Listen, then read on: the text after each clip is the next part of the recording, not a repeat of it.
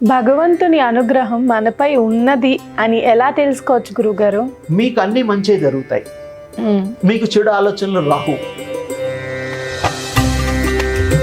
ఆ దివ్య శక్తి కృప మీకు కలుగుతుంది. ఆత్మ ప్రయాణం అసలు ఎలా ఉంటుంది గురుగారు? మానవ శరీరంలో వచ్చినప్పుడు మనం జననం అనుకుంటున్నాం, మానవ శరీరం వదిలినప్పుడు మరణం అనుకుంటున్నాం. ఆత్మ మీ అదుపులో ఉంటుంది, ఆత్మను మీరు చూడగలుగుతారు.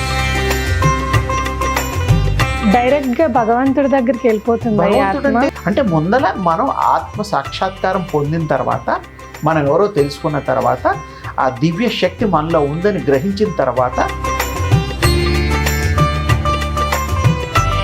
ఆత్మ కూడా ఒక రకంగా చిరంజీవే. కలియుగ అంతం ఎప్పుడు గురుగారు?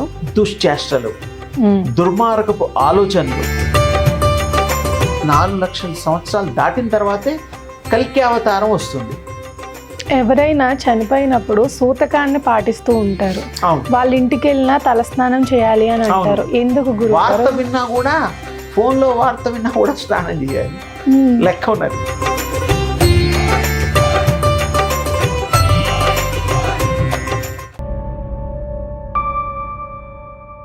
అనంత భక్తి సనాతన ధర్మ ఛానల్కి స్వాగతం. దివ్య విశ్వ శక్తి పరివార్ ప్రచార్ స్థాపకులు శ్రీ శ్రీ శ్రీ ఓం స్వరూప్ స్వామీజీ ఈరోజు మనతో పాటు స్టూడియోలో ఉన్నారు. నమస్కారం గురువుగారు. శుభం తల్లి. ఒక మనిషి చనిపోయిన తరువాత ఆత్మ ప్రయాణం అసలు ఎలా ఉంటుంది గురువుగారు? చనిపోయే ముందర వాడికి కొన్ని తెలుస్తాయి సిమ్టమ్స్.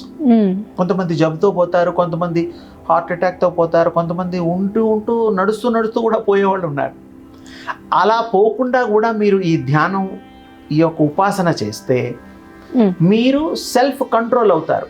ఆత్మ మీ అదుపులో ఉంటుంది, ఆత్మను మీరు చూడగలుగుతారు. అద్దంలో మొహం ఎంత స్పష్టంగా చూస్తారో ఆత్మను అంత స్పష్టంగా చూస్తారు. అది సత్యం.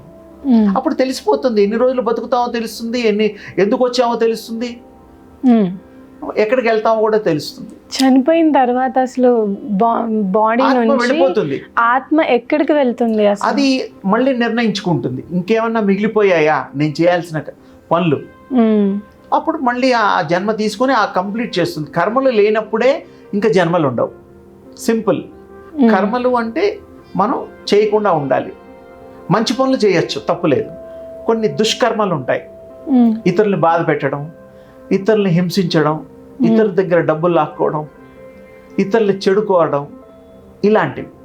అవి చేసినప్పుడు మరి ఇతరుల యొక్క బాధ పెట్టడం కూడా శిక్ష కాబట్టి ఆ బాధ అనుభవించాల్సింటే మనం కూడా అది పాపమని తెలిసి బాధకి నిష్కృతి చేసుకుంటే అప్పుడు ఆ బాధ తీరుతుంది. అప్పుడు వాడు మంచి మాత్రమే మిగులుతుంది, చెడంతా దానికి మరి చేసుకుంటాడు కదా ప్రాయశ్చిత్తం. డైరెక్ట్ గా భగవంతుడి దగ్గరికి వెళ్ళిపోతుంది. భగవంతుడు అంటే కూడాను ఈ విశ్వం అంతా భగవత్ స్వరూపమే, శక్తి స్వరూపమే, ప్రకాశ స్వరూపమే. మీలో ఉన్నది, నాలో ఉన్నది, ప్రపంచంలో అన్నిట్లో ఉన్నది, సకల చరాచర జీవరాశుల్లో ఉన్నది ఆ దివ్య శక్తి మాత్రమే. ఆ శక్తి ఈ రూపం ధరించింది. ఒక తల్లిగా, ఒక బిడ్డగా, ఒక తండ్రిగా, ఒక వ్యక్తిగా, ఒక వృక్షంగా, ఇలా ఎన్ని రూపాలన్నా అది తీసుకుంటుంది, దాని ఇష్టం. అది మీరు తెలుసుకుంటే మీరు ఇష్టం వచ్చిన జన్మ కూడా ఎత్తచ్చు. ఇది అందులో అవకాశం ఉంది. తప్పకుండా మంచి మీరు కోరుకున్నవన్నీ జరుగుతాయి. మీ చేతిలో ఉంటుంది, అప్పుడు కంట్రోల్లో ఉంటుంది. అంటే మీరెవరో మీకు తెలుస్తుంది. రమణ మహర్షులు కూడా గతంలో ఇదే నేనెవరు అనేటువంటిదే ఆయన జీవితం మొత్తం కూడా దాని మీదే ఆయన సాధన చేసి తెలుసుకున్నారు. చాలామంది ఉన్నారు అలా. అందుకని ప్రతి మనిషి, మానవుడు తాను తెలుసుకొని వాళ్ళు ఏం చేయాలో కూడా ప్లాన్ చేసుకొని దైవత్వాన్ని పొంది ఆ విశ్వంలో కలవడము, ఆ కలిసిన వాళ్ళు మళ్ళీ ఎప్పుడైనా రావాలనిపిస్తే కూడా వాళ్ళకి తెలిసి ఉంటే కానీ రాలేము.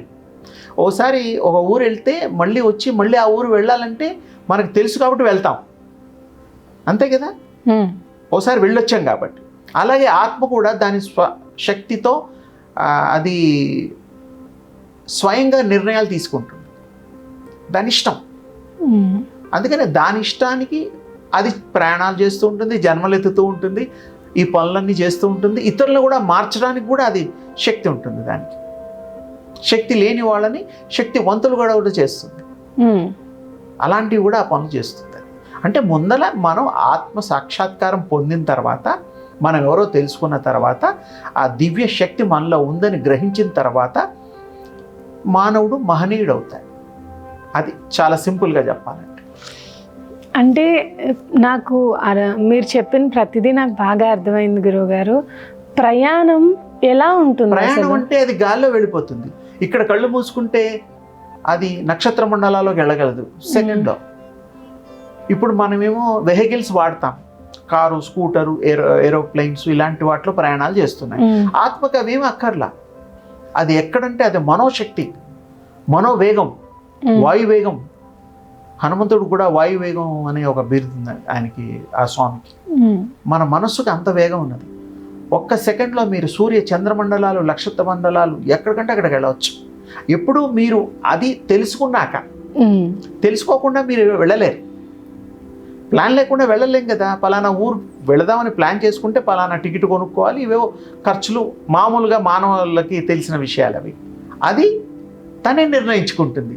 దానికి రూపాయి ఖర్చు లేదు, వెళ్ళిపోతుంది. ఎక్కడికంటే అక్కడ వెళ్ళగలరు. శరీరంతో వేరైన తర్వాత ఆత్మ డైరెక్ట్గా దేవుడి దగ్గరికి వెళ్తుందా? దేవుడు అనేటువంటిది ఉండదు. దేవుడు అనేటువంటిదే ప్రకాశము, దివ్య తేజస్సు. దేవుడు అనేది ఒక చోట ఉండదు.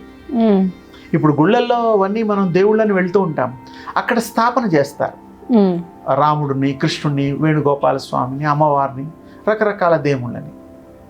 అంటే అక్కడ శక్తిని, అక్కడ శక్తిపాత్ చేస్తారు. ఆ శక్తి ఆవిర్భంబ చేస్తారు గుళ్ళల్లో. ఆ గుళ్ళో శక్తి తీసుకున్నాక ఆ దేవుళ్ళకి 1000 అడుగుల వరకు ఆ శక్తి ప్రసారం జరుగుతుంది. అందుకోసమే ప్రదక్షిణాలు చేస్తారు. ఆ అరికాలకు తగిలి మనం ఏ దేవుడిని కోరుకుంటే ఆ కోరికలు తీరడం, ఆ దేవుడి మీద మనకి విశ్వాసం పెరగడానికి కారణం అదే. అది ఇప్పుడు తిరుపతికి వెళ్ళేసి వచ్చిన తర్వాత మళ్ళీ మనం ఇక్కడ వచ్చే మామూలే. అక్కడ 2-3 రోజులు ఉంటే అదే ధ్యాసలో ఉంటాం, అదే ఆనందంలో ఉంటాం. అవును. అలా తేడాలు ఉన్నాయన్నమాట. కలియుగ అంతం ఎప్పుడు గురువుగారు? కలియుగ అంతము 4,32,000 సంవత్సరాలు. ఈ కల్కి భగవాన్ ఆయన 4 లక్షల సంవత్సరాలు దాటిన తర్వాత కానీ రాడు. ఎందుకంటే బాగా ఈ పాపం పండి. కల్కి భగవాన్ దేవుడు, విష్ణు అంశ, విష్ణు అవతారం. కలి వేరు. కలిని సంహరించడం కోసమే కల్కి భగవాన్ వస్తాడు. ఆ కలి ప్రవేశించి ఇప్పటికీ 5,225 సంవత్సరాలు. ఒక లెక్క. కలిని అంతరించడానికి కల్కి భగవాన్ పుడతాడు. కలిని సంహరించడానికి, కలి పురుషుణ్ణి పారద్రోలడానికి కల్కి అవతారం అనేది వస్తుంది. అంటే కలి ఉండేది ఎక్కడ? పాపము, దుశ్చేష్టలు, దుర్మార్గపు ఆలోచనలు, చెడు దాంట్లో ఉంటాడు, బలం పుంజుకుంటాడు. అన్నీ 100 ఉపమానాలు చెప్పచ్చు మనం. ఆలోచన, థాట్, చెడు ఆలోచనలో కూడా స్వామి ఉంటాడు. అందుకని వారిని సంహరించడానికి ఆయన 4 లక్షల సంవత్సరాలు దాటిన తర్వాతే కల్కి అవతారం వస్తుంది. అంతవరకు కలి రాడు. ఈ కలి వచ్చేసాడు, కల్కి అవతారం రాలేదు. ఇంకా పాపాలు పెరగాలి. అలాగే ఈ యొక్క మనుషుల యొక్క స్వార్థం పెరిగిపోయి, మనుషుల జీవితం తగ్గిపోయి, ఇప్పుడు యావరేజ్ 65-70 ఇయర్స్ బతుకుతున్నారు. ఒకప్పుడు 200 సంవత్సరాలు, 300 సంవత్సరాలు కూడా బతికారు. అంతకుముందు 1000 సంవత్సరాలు బతికారు, లక్షల సంవత్సరాలు బతికారు. కొంతమంది చిరంజీవులై కూడా ఇప్పుడు ఉన్నారు. అంటే చిరంజీవులు అంటే చనిపోవడానికి ఎప్పుడు జీవించి ఉన్నవారనే అర్థం. ఆత్మ కూడా ఒక రకంగా చిరంజీవే. దానికి ఇది లేదు, మరణం లేదు. మానవ శరీరంలో వచ్చినప్పుడు మనం జననం అనుకుంటున్నాం, మానవ శరీరం వదిలినప్పుడు మరణం అనుకుంటున్నాం. ఆత్మ పుట్టడం, పోవడం అనేది ఉండదు. అది ఎంటర్ అవుతుంది, వెళ్ళిపోతుంది. అదనమాట. అందుకని ఈ కల్కి అవతారం అప్పుడు ముగుస్తుంది. 4,32,000 సంవత్సరాలు అయిన తర్వాత ఆ స్వామి వచ్చి ఈ పాపులందరినీ శిక్షించి సత్యయుగాన్ని పెట్టి మళ్ళీ సృష్టి ఆది మొదలు చేస్తాడు. అది కలి. సూక్ష్మంగా చెప్పాను, ఎక్కువ లోతుగా చెప్పకుండా. చాలా చక్కగా చెప్పారు గురుగారు. భగవంతుని అనుగ్రహం మనపై ఉన్నది అని ఎలా తెలుసుకోవచ్చు గురుగారు? మీకు అన్నీ మంచి జరుగుతాయి, మీకు చెడు ఆలోచనలు రావు. ఎదుటి వాళ్ళని చూస్తే కూడా మంచి ఆలోచన వస్తుంది, ప్రేమే వస్తుంది, వేరే ఒక్క బ్యాడ్ థాట్ రాదు. అప్పుడు మీకు ఆ భగవంతుడు అనుగ్రహం ఉన్నట్టు తేలిగ్గా మీరు చేసే పనులు కూడా మీకు అన్ని మంచి జరుగుతాయి. భగవంతుడిని అసలు ఎలా అనుభూతి చెందవచ్చు గురుగారు? మీరే భగవంతుడు అంటే విశ్వం అంతా భగవత్ స్వరూపమే అమ్మ, ఒక చోట ఉండదు, సర్వత్రా వ్యాపించినది. మీరు ఏ రూపంలో అనుకుంటే ఆ రూపంలో భగవంతుడిగా మారిపోతాడు. ఏ మూసలో పోస్తే ఆ రూపం ధరిస్తాడు. ఇప్పుడు మీరు మానవ రూపంలో ఉన్నారు, మీరు ఒక దైవ అంశే. మీరు అది కొన్ని కారణాల వల్ల కారణ జన్మలు ఎత్తారు. అవన్నీ మీరు తెలుసుకుంటే ఇంకా మీరు జన్మలు ఎత్తాల్సిన అవసరం లేదని ఇందాక కూడా చెప్పాను. మీరే భగవత్ స్వరూపులు అయిపోతారు. అహం బ్రహ్మాస్మి, మీరే బ్రహ్మస్వరూపము. మీరు కానీ దాన్ని దేవుడు వేరొకటి కాదు. అవును గురువు. మిమ్మల్ని మీరు పరిశుద్ధాత్మగా మీరు మిమ్మల్ని గుర్తించి మిమ్మల్ని మీరు తెలుసుకుంటే దానికి ప్రవర్తన ఏంటంటే ధర్మము, న్యాయము, ఇతరుల మీద దయ, ఇలాంటివి, ప్రేమ, అనురాగము, ఇవన్నీ కూడా మనకి ఆపాదించుకున్నప్పుడు భగవంతుడి కృప, ఆ దివ్య శక్తి కృప మీకు కలుగుతుంది. ఇందులో సందేహమే లేదు. ఎవరైనా చనిపోయినప్పుడు సూతకాన్ని పాటిస్తూ ఉంటారు. వాళ్ళ ఇంటికి వెళ్ళినా తలస్నానం చేయాలి అని అంటారు. ఎందుకు గురువు? వార్త విన్నా కూడా, ఫోన్లో వార్త విన్నా కూడా స్నానం చేయాలి, లెక్క ఉన్నది. అది ఆచారంలో అదొకటి. ఆత్మల ప్రయాణంలో 11 రోజులని, నెల రోజులకని, మాసికాలని, సంవత్సరీకాలని చేస్తూ ఉంటారు. ఆ జీవుడు వెళ్ళిన తర్వాత కూడా ఆ 11 రోజులు ఇక్కడే ఉంటాడు. నా గురించి వీళ్ళు ఏం చేస్తున్నారు మాట్లాడితే వీళ్ళు ఉన్న వాళ్ళకి అర్థం కాదు, వీళ్ళు వాళ్ళని చూడలేరు కదా. అలా చూడగలిగితే అప్పటిదాకా వాళ్ళు ఒక స్థితిలో ఉన్నవాళ్ళు భయభ్రాంతులు అవుతారు. పొరపాటున వాళ్ళు శవం గనక మాట్లాడింది అనుకో, చనిపోయిన వాళ్ళు, అక్కడ ఎంత భయంకరమైన పరిస్థితి ఏర్పడుతుంది. అవును, భయపడిపోతాం. అదే మనం దింపుడు కళ్ళం దగ్గర గనక శవాన్ని తీసుకెళ్ళేటప్పుడు శ్మశానం దగ్గర దింపుడు కళ్ళేమని ఆపుతాం, 1 గంట సేపు, 2 గంటలు. అప్పుడు ఒక్కొక్కసారి మళ్ళీ వాళ్ళు బ్రతికిన దాఖలాలు చాలా ఉన్నాయి, ఇప్పుడు కూడా ఉన్నాయి.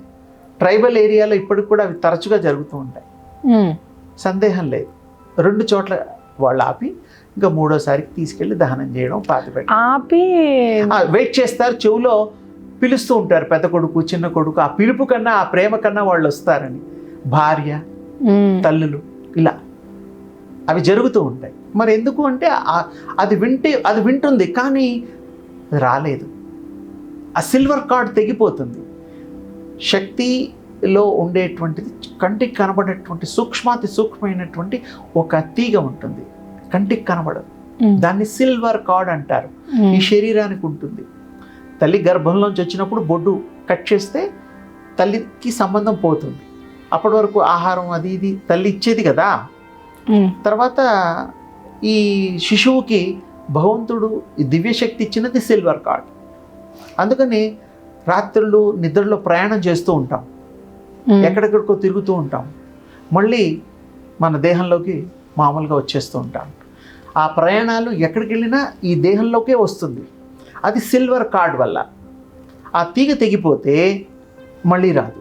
చనిపోవడం అంటే అది చావదు, ఆత్మకి చావు లేదు, అది ఎంటర్ అవ్వడం, వెళ్ళిపోవడం. దాన్ని మనం పుట్టుక గిట్టుక అనుకుంటున్నాం. అప్పుడు ఆ సిల్వర్ కార్డు కట్ అయిపోతే శాశ్వతంగా ఇంకా ఈ బాడీలోకి రాదు అది. ఇదేమో మరి వీళ్ళకి తెలుసు మళ్ళీ బతకడని, కానీ బతకడానికి కూడా అవకాశాలు ఉండేవి, ఇప్పుడు తగ్గిపోయాయి. ఇప్పుడు చాలా అది ఏదైనా జరిగితే ఆశ్చర్యం అన్నమాట. చాలా చక్కగా చెప్పారు గురువుగారు.